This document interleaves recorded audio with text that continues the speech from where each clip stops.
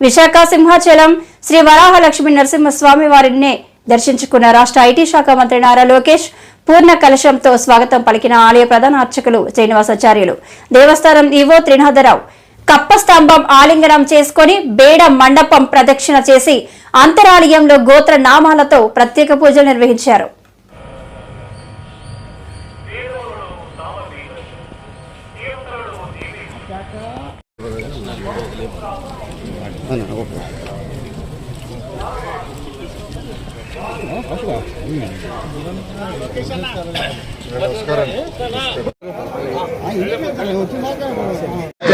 ఎవరు కనిపిస్తారు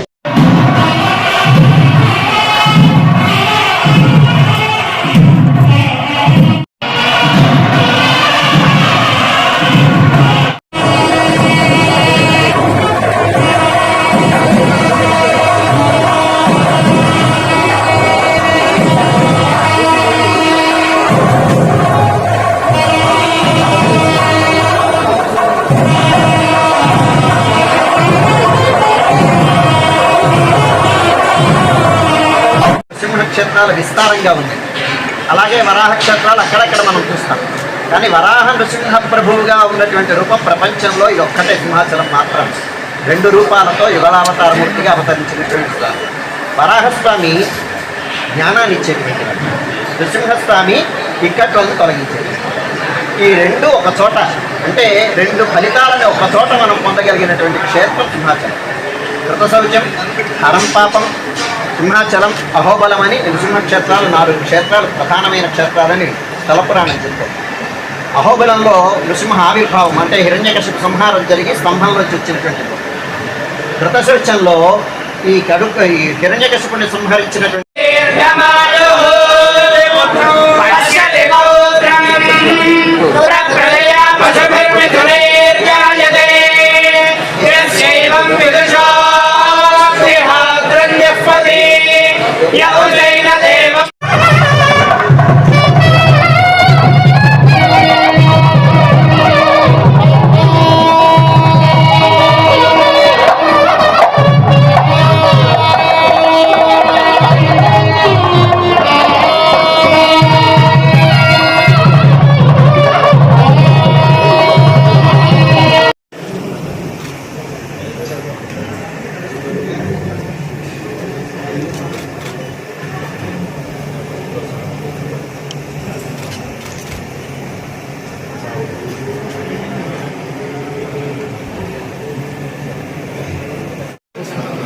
వరాహ నృసింహ ప్రభువుగా ఉన్నటువంటి రూపం ప్రపంచంలో ఇది ఒక్కటే సింహాచలం మాత్రం.